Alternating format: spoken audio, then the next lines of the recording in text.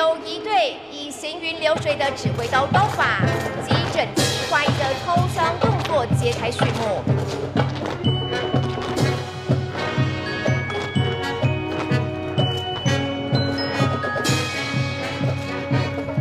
您现在看到的画面是10月10号在台湾中华民国总统府门前举行的双十国庆庆典。这个庆典是1年1度，非常热闹啊。按照惯例，走的第一排的是赫赫有名的台北女中的掌旗队，都是一些年轻漂亮的女孩子举着各种各样的旗帜啊。紧随其后的呢，就是这个台湾的国军的这个礼兵。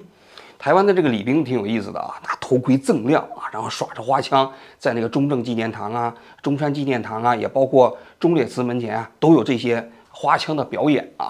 那么每年的国庆典礼中间，这些礼兵表演也是重头戏啊。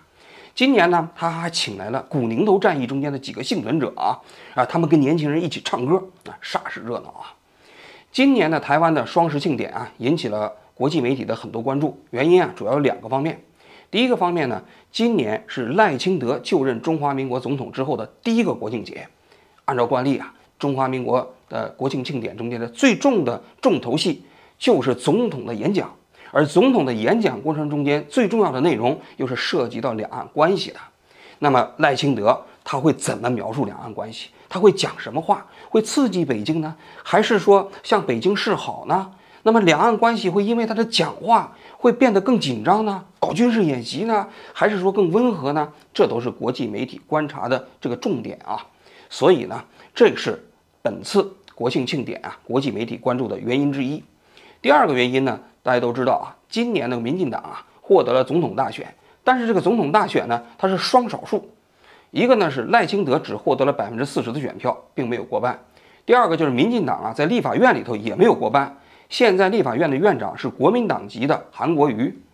那按照过去这个中华民国庆典的惯例呢，这个典礼是由立法院院长来召集来主持，所以今年的这个国庆庆典呢，是由在野的国民党籍的立法院院长韩国瑜来主持，然后呢，赖清德作为执政的中华民国总统来参与，来发表演讲，所以算是一个朝野共同举办的这么一个中华民国的庆典所以也非常有意思正因为如此今年的国庆庆典跟过去几年就明显不同了。你比如说你看这是今年的国庆庆典的视觉设计，这个视觉设计是2个双十摆在一起，但是呢颜色呢是蓝色、红色和白色。大家看到这个颜色会想到什么？显而易见会想到中华民国的国旗青天白日满地红。因为青天白日满地红，这国旗就是3种颜色，蓝色、红色和白色。所以一看这个视觉设计，就是借鉴了中华民国国旗的颜色。所以看到这个视觉设计，你也会想到中华民国的国旗。据说这个视觉设计的设计者还匿名，没敢公开自己的身份跟过去不一样那么为什么说这个视觉设计给人感觉是中华民国又回来了呢？你可以看一下过去8年，民进党当时执政的那几年他们搞的这个国庆庆典的视觉设计这个视觉设计基本上没有这3种颜色，因为这3种颜色在台湾大家一下子就会联想到中华民国的国旗，而民进党呢不太喜欢中华民国的国旗嘛。虽然中华民国没有灭亡，在他们眼中或者说已经灭亡了但是他们是不太愿意提中华民国的，也不太愿意提中华民国的国旗。所以你看到过去的这个8年中华民国的庆典，每年也都在总统府门前举办但是很多年的时候，你都看不见中华民国国旗，在现场看到的是国民党挥舞的那个绿色台湾的旗帜。这也是国民党过去多少年来一直对民进党不以为然的一个理由你是中华民国的总统，你是中华民国的政府，结果呢，在你的国庆庆典上连中华民国的国旗都看不见。但是今年不一样了，由于韩国瑜他来主持嘛，视觉设计就体现了蓝红白。同时呢，在现场你也能看到很多中华民国的国旗在飘扬了，所以有人说中华民国又回来了这是第一点。第二点不一样，大家可以看到了，陈水扁前总统陈水扁参加了这次国庆庆典那么作为这个前总统这一次参加这个国庆庆典的有蔡英文，有陈水扁。那么陈水扁参加这个国庆庆典可算是时间有点长了，他上一次参加国庆庆典还是17年前。也就是2007年的时候他参加的啊。因为2007年他还是中华民国的总统呢嘛，但是他2008年卸任之后他就被抓起来了。抓起来之后呢，由于陈水扁的家族呢涉嫌贪腐啊、海角7号啊，后来就被判刑判得很重。前些年呢，陈水扁呢以身体缘由呢就被假释出狱了。但是他假释出狱之后啊，民进党的人也跟他都切根了，离他都远远的，谁也不敢理他啊，因为你贪腐嘛，对吧？所以陈水扁虽然出狱之后啊，基本上已经远离政治中心了。他在台南、高雄那个地方办了一个电台，采访一些人物，做了一个自媒体，说白了就是一个电台自媒体啊，非常落寞。但这一次呢，人家搞中华民国庆典的时候把他请来了。过去8年啊，民进党执政的时候搞中华民国国庆庆典的时候也没有请他呀。所以赖清德这次人家上台之后请来了陈水扁。那陈水扁啊，听到这个消息啊，我看那个报道特别高兴啊，一大早就赶到了现场了。因为毕竟啊，给人感觉好像是又重新回到了政治舞台的中心。摄像机又拍到他了，所以你看他穿的这个西服啊，本身也都非常的这个整洁啊、整齐啊，所以看起来陈水扁是非常开心。3年国庆大会，大会开始，全体肃立，立正。一起唱国歌，摇拍哦！一起唱国歌。主席请就位。奏乐。但大家也可以看到了啊，现场前总统马英九是没有来的。实际上现场也是邀请了马英九参加。大家可以看一下蔡英文旁边的那个椅子啊，那个空椅子啊，就是给马英九留下来的。但是马英九没有来。那马英九为什么没有来？咱们等一会儿啊，咱们再分析，再来讲啊。那么紧接着咱们就来讲一讲啊，这个国庆庆典中间最重要的内容，就是赖清德的国庆演讲。今天我们齐聚一堂，庆祝中华民国生日快乐，一起为今天美丽的台湾喝彩，迎向明天更美好的台湾。113年前，一群充满理想抱负的人揭竿起义，推翻帝制。他们的梦想是建立一个民有、民治、民享的民主共和国。他们的理想是打造一个自由、平等、博爱的国度。然而，民主的梦想曾经在熊熊战火中被吞噬，自由的理想常年在威权统治中被侵蚀。但是，我们永远不会忘记75年前的古林头战役，66年前的823战役。这赖清德的国庆演讲啊，一开始上去就讲了113年前一些仁人志士揭竿而起，反对帝制，要创立一个民治、民有、民享的政府。哇，这不太一样啊！因为跟过去不太一样的是，过去的民进党政府啊，很少讲辛亥革命，很少讲中华民国创立的过程。他们讲中华民国啊，多数都是从1949年开始。为什么呢？因为1949年中华民国到了台湾。他们认为，我承认的中华民国就是从1949年开始，而1913年的中华民国，他们为什么不讲呢？是因为那个时候的中华民国啊，它是个海棠叶嘛，它代表整个中国嘛。那么既然代表整个中国，搞不好台湾就成了中国的一部分嘛。所以过去的民进党是不太提辛亥革命的。你看赖清德这次人家从辛亥革命开始讲起了，不一样啊。这是第一点啊。这赖清德第二点就开始讲了。中华民国已经在台澎金马落地生根，和中华人民共和国互不隶属。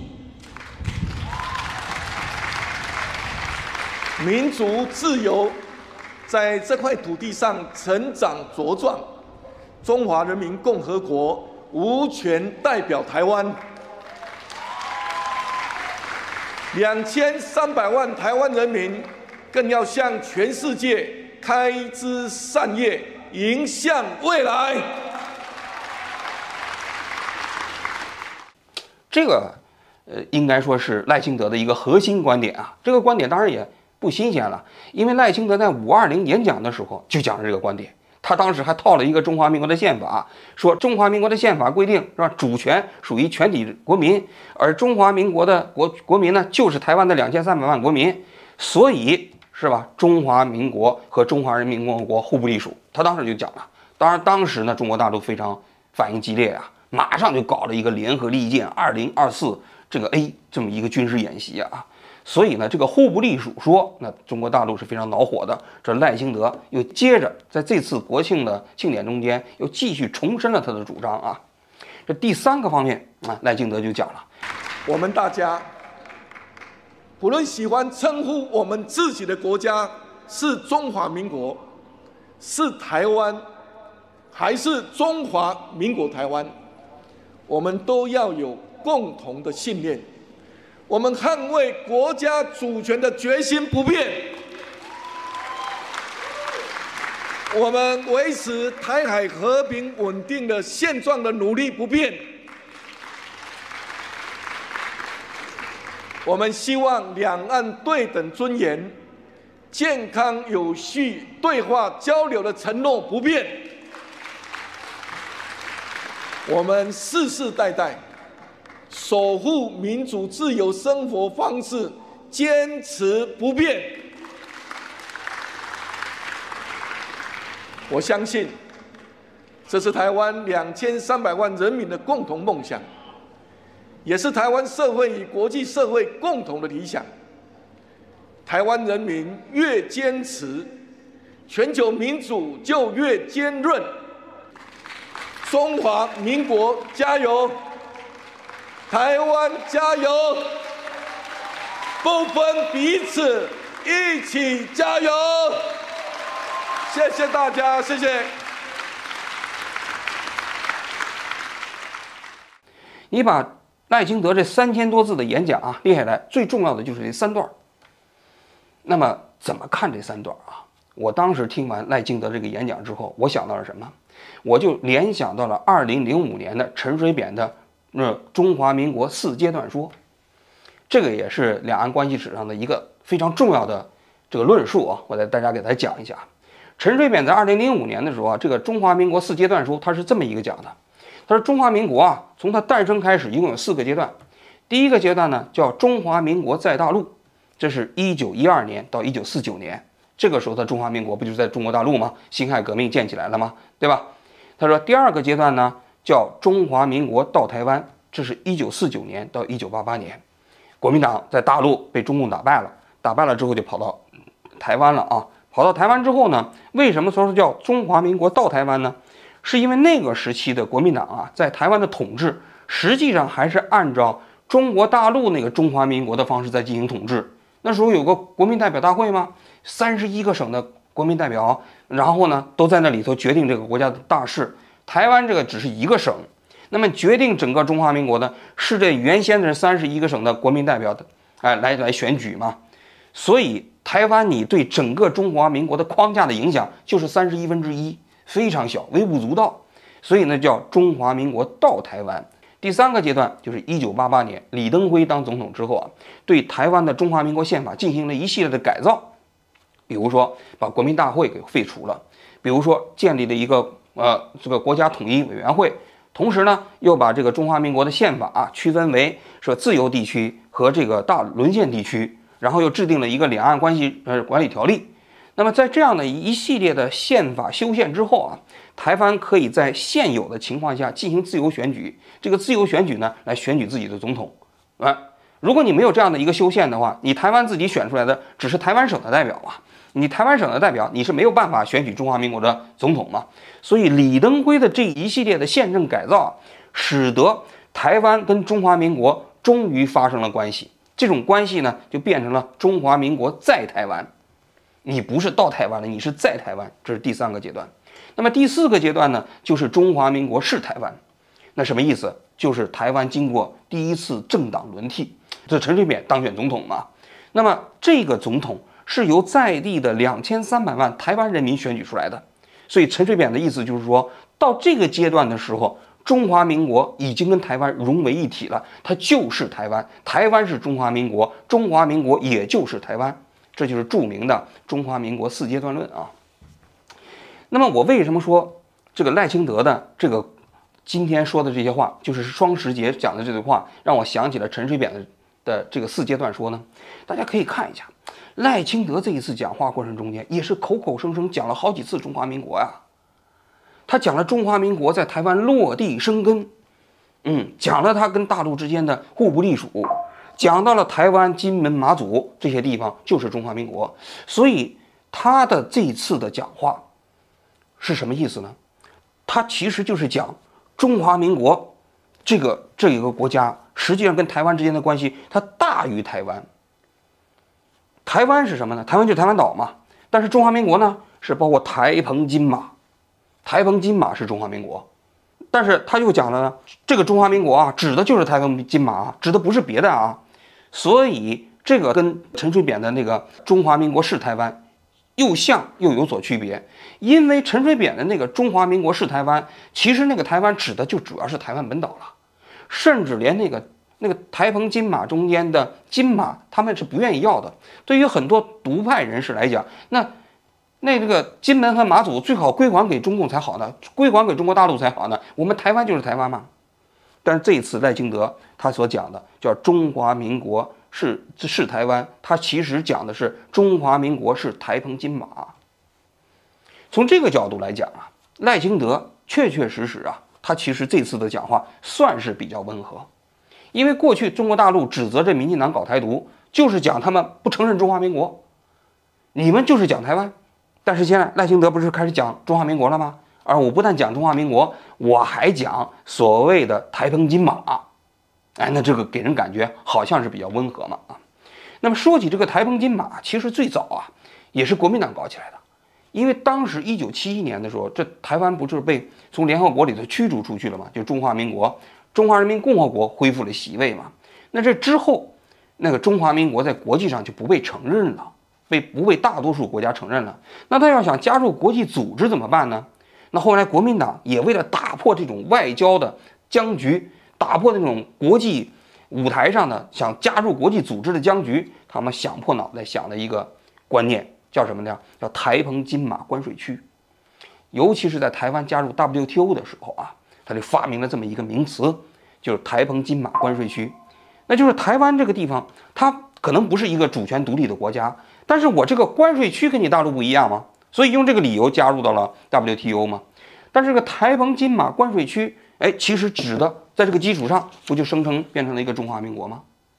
所以啊，你可以看到了，这个也是有历史渊源的。所以有人也把这个称之为中华民国第二共和，就是李登辉和陈水扁所搞的那个中华民国，其实已经不是早先的中华民国了，就是那个所谓的中华民国是台湾，那叫中华民国的第二共和国。当然大陆也把它称之为隐性台独了啊，这我们要讲的啊，这是非常重要的一点啊。那接下来我们就要分析了啊，那赖清德为什么要在这次国庆演讲过程中间提中华民国呢？讲中华民国在台澎金马落地生根，讲古宁头战役保卫了中华民国，守护了中华民国呢？其实道理跟陈水扁当年啊提这个中华民国4阶段论，其实原因是一样的。陈水扁到05年的时候，他也跟别人讲过，他说事实上想搞台湾独立做不到，为什么做不到呢？因为你要真的搞台湾独立啊，你就得搞制宪证明。所谓制宪证明，你就通过台湾内部重新修改宪法，把中华民国的宪法修改成台湾共和国的宪法，证明嘛。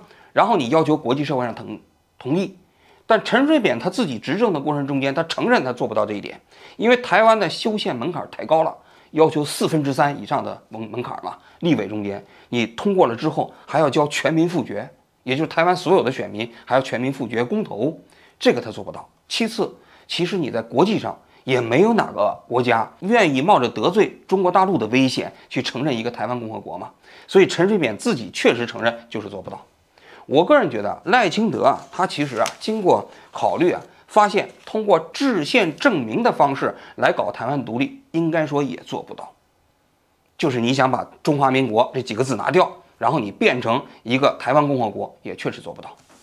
所以啊，他其实现在仍然保留中华民国，就是这个目的。什么目的呢？就是我虽然说我还叫中华民国，但是我这个中华民国其实就是台湾，跟那个你们国民党讲的中华民国，跟你中国大陆所讲的这个中华民国不是一回事儿。那为什么不是一回事儿呢？我们等一会儿再继续分析啊。我们先说回这次国庆庆典。这个国庆庆典啊，除了赖清德发表了一个30分钟的演讲之外，韩国瑜作为立法院院长，在10点钟的时候啊，也讲了10分钟。韩国瑜的讲这10分钟的内容啊，其实也涉及到一些两岸的定位，中华民国。我们来听一下，他跟赖清德之间到底有什么异同啊？各位国人同胞，我们花了将近半世纪以上的努力，才从一个风雨飘摇的美丽台湾小岛，华丽的转身，成为全世界前25大的经济体。为了继续创造奇迹，为了继续维持和平，为了继续追求民主，在这里呼吁整合大家所有的思想，所有不同的意见。国瑜在这里呼吁我们把它整合4句话，变成我们追求的价值。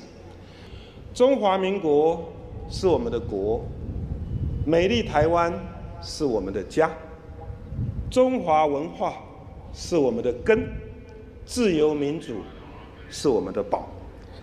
大家听到了吗？韩国瑜讲的，中华民国是国，台湾是家，中华文化是根，这个民主自由是我们的宝。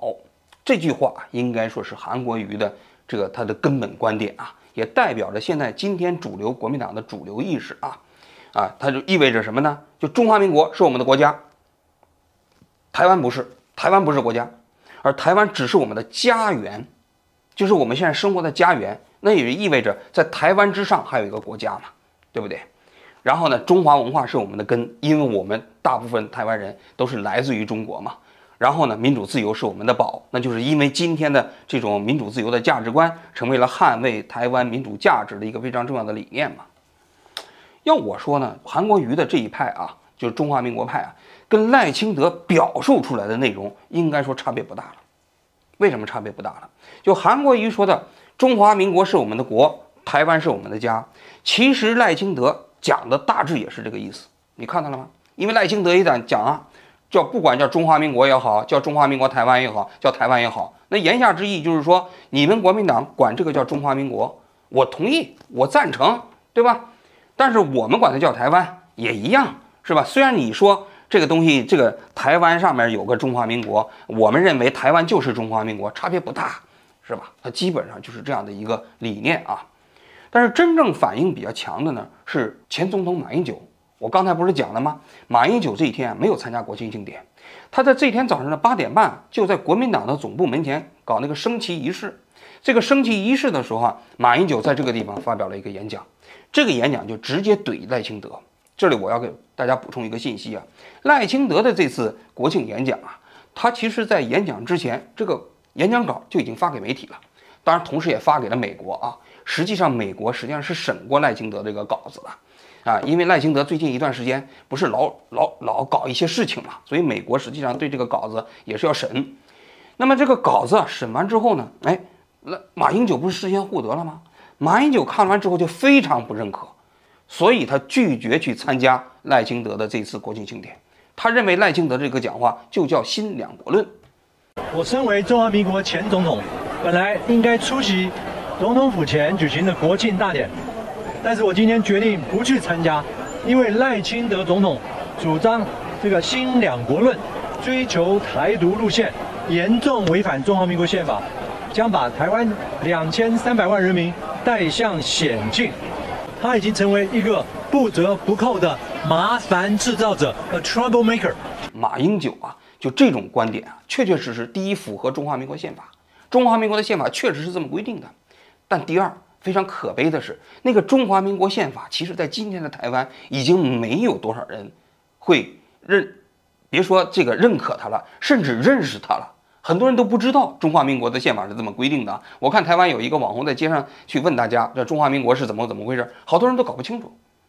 所以就这个中华民国的宪法在台湾真的没有多少人在意了。但马英九呢，就拿这个宪法来说，你赖清德这东西是违宪的。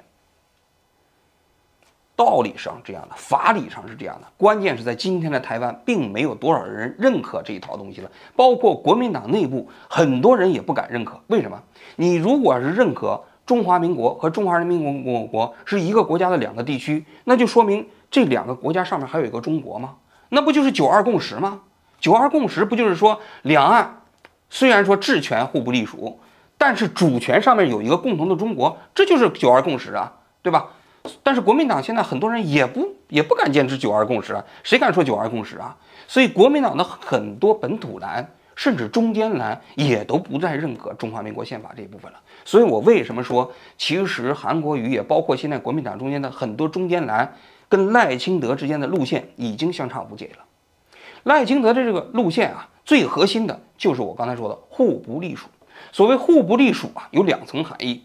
第一层含义是指的治权层面的互不隶属，就是中华人民共和国跟中华民国之间在治权上互相不交叉，中华人民共和国管不到中华民国，中华民国也管不到中华人民共和国，这种描述没有问题，这是一个客观事实。但是在主权层面上，这两岸之间互不隶属就有问题了。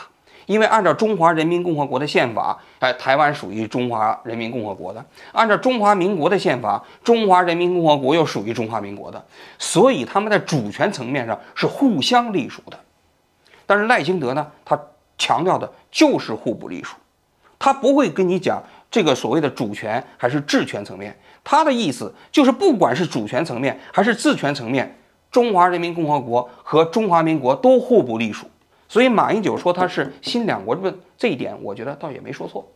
就是在赖清德的看来，中华民国之上是没有一个中国的，中华民国就是他的国家了，他的国家就是中华民国，中华民国就是台澎金马，你中华人民共和国就是中华人民共和国，上面也没有一个中国，中国就是指你中华人民共和国那个所在的区域。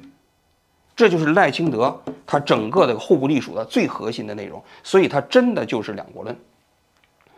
应该说啊，赖清德啊，他自己过去讲，他是一个务实的台独工作者啊。虽然他在上任之前呢，他说他要继承蔡英文的路线，但实际上他内心肯定是想要搞台独的，这是司马昭之心，路人皆知啊。所以赖清德呢，他上任之后，大家也可以看到他发言也是麻烦不断。前一段9月1号的时候，他说了。说中国要打这个台湾，不是为了统一国家。如果要是统一国家的话，他怎么不去打俄罗斯呢？是吧？他怎么不收回那瑷珲条约里头俄罗斯占领的那个国土呢？是吧？他打台湾就是为了他就想侵略，是吧？紧接着10月5号那一天，他不有讲了吗？在国庆晚会上，他又讲到了，他说两个祖国说，他说这个中华人民共和国不会成为中华民国的这个国民的祖国，相反。中华人民共和国75岁以上的那些人，他的祖国是中华民国。这两个祖国说一出来之后，那也是引起轩然大波啊。台湾的媒体有人分析说，这个说法出来之后，美国非常不高兴，因为认为惹了麻烦了。你这个说法的话，这是不是制造麻烦呢？所以据说是这一次他的这个演讲稿提前报给了美国，美国又重新审了，所以你给人感觉他是往中间去靠拢了一点。但要我说的是，其实赖清德他向中间靠拢只是表面，实际上他是用中华民国的这个壳，要把整个台湾独立的这个实装进去。但是这个做法呢，其实啊，对国民党的打击是非常大的。为什么呢？因为过去啊，搞台独的人呢是讨厌中华民国，认为中华民国是外来政权，早就灭亡了，这个最好把它中华民国都搞掉，一点关系都没有。这是那个台湾最激进的台独这一派人的主张嘛。所以过去国民党反民进党的时候，就说你们不愿意承认中华民国，你都当选了中华民国的总统了，你是执政党了，你还不愿意提中华民国。但是现在不一样了，现在赖清德的这样的一个政策啊，不是说两岸政策，就是他对中华民国的这个政策啊，发生了一个非常大的变化，就是他要讲中华民国了。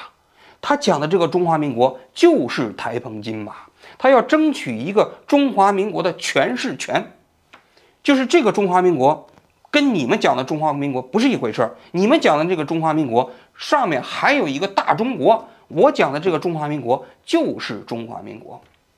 但为什么说这个对国民党打击很大呢？这个他拿到中华民国的诠释权以后啊，国民党不好处理了，因为你国民党，你敢否认吗？现在赖清德问你，我们中华民国是一个主权独立国家，你敢不敢否认这一点？你敢说中华民国不是一个主权独立国家吗？那你是卖国贼呀，对不对？那你如果中华民国是一个主权独立国家，那它跟中华人民共和国之间可不就是互不隶属吗？对吧？那你还能互相隶属了？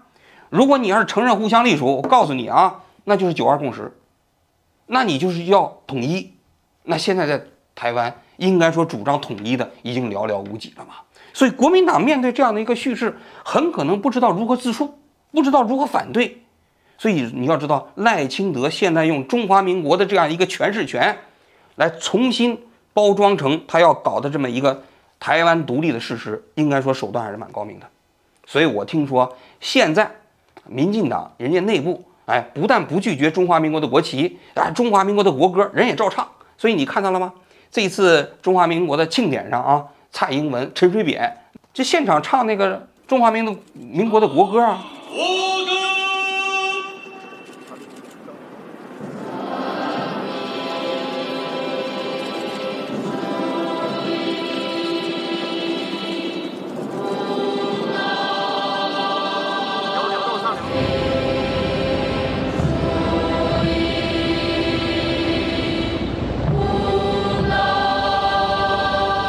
所以对于现在的民进党来说，只要让他说互不隶属，只要能坚持台湾独立的这样的一个事实，唱中华民国的国歌也无所谓，唱什么三民主义、无党所宗也无所谓。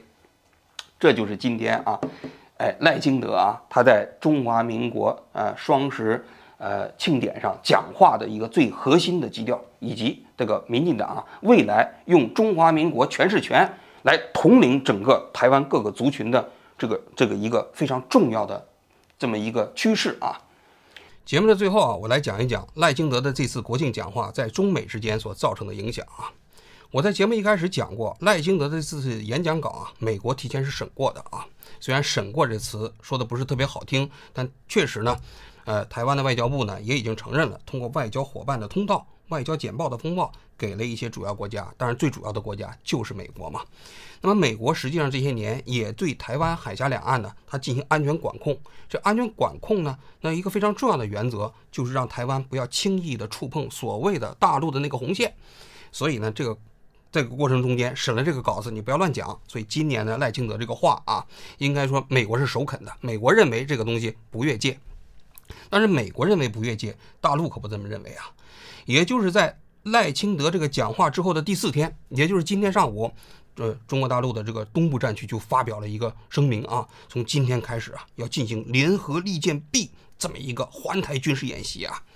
大家还可能还记得啊，在赖清德520上任之后的第3天，也就是48小时之后，当时啊中共的军队啊搞了一个联合利剑 A 的军事演习。现在回头看下来啊，当时可能中共啊搞那个军事演习的时候，就已经想到了这一年不会只搞一次，因为当时就是联合利剑 A 嘛，它为什么不叫联合利剑呢？那想到你赖清德肯定这一年中间可能还要搞事情，那我就要搞 ABCD 啊。你只要搞的话，我这个环台军演那就是要一直搞下去啊。那你可以看一下这个环台军演啊，就是把整个台湾团团的围住。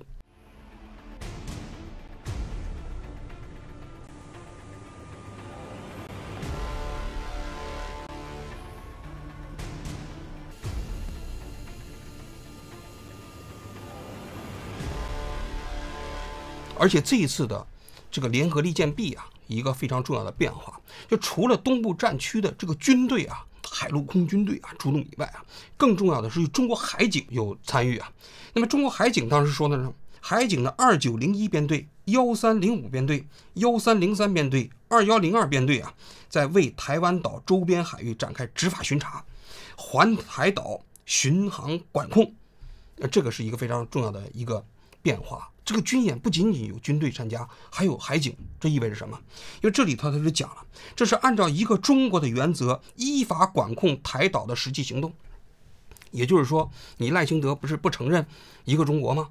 你不是要搞两国论吗？你不是认为互不隶属吗？那我还不用军队呢，军队好像还是2个国家在打，是吧？2个政治实体在打，但是我海警就是一个国家之内的执法部门。我来对你进行实际的行为管控。台湾其实也有很多人在评论了，就是这个呢，就是在做封锁台湾的这样的一个预演啊。应该说，台湾海峡一时之间啊，这个波云诡谲啊，兵凶战危啊，又给人感觉山雨欲来风满楼啊。那么实际上，在今年的11讲话，习近平有一句话就有些意味深长了。他当时讲到啊，要追求祖国的完整统一，而不是说和平统一。在过去都是在讲和平统一，但这一次只强调了完整统一。所以啊，伴随着赖清德对这种中华民国这样的一个词的新解释啊，可以想象的是，海峡两岸之间的冲突啊，可能会愈演愈烈。未来啊，等待着这海峡两岸之间呢，可能还会充满着更高的风险吧。好了，我今天就讲到这里，谢谢大家。今天我们齐聚一堂，庆祝中华民国生日快乐。我们大家无论喜欢称呼我们自己的国家是中华民国，是台湾，还是中华民国台湾，我们都要有共同的信念。现在，中华民国已经在台澎金马落地生根，和中华人民共和国互不隶属。中华人民共和国无权代表台湾。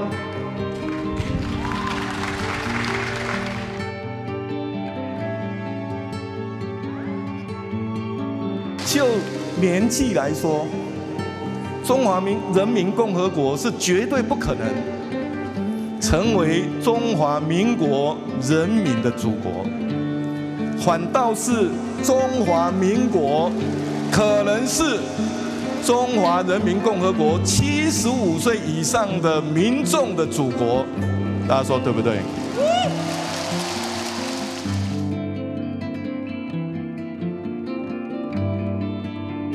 赖清德总统主张这个新两国论，追求台独路线，严重违反中华民国宪法，将把台湾2300万人民带向险境。我们要坚持一个中国原则和9·2共识，促进两岸同胞心灵契合，坚决反对台独分裂活动，实现祖国完全统一。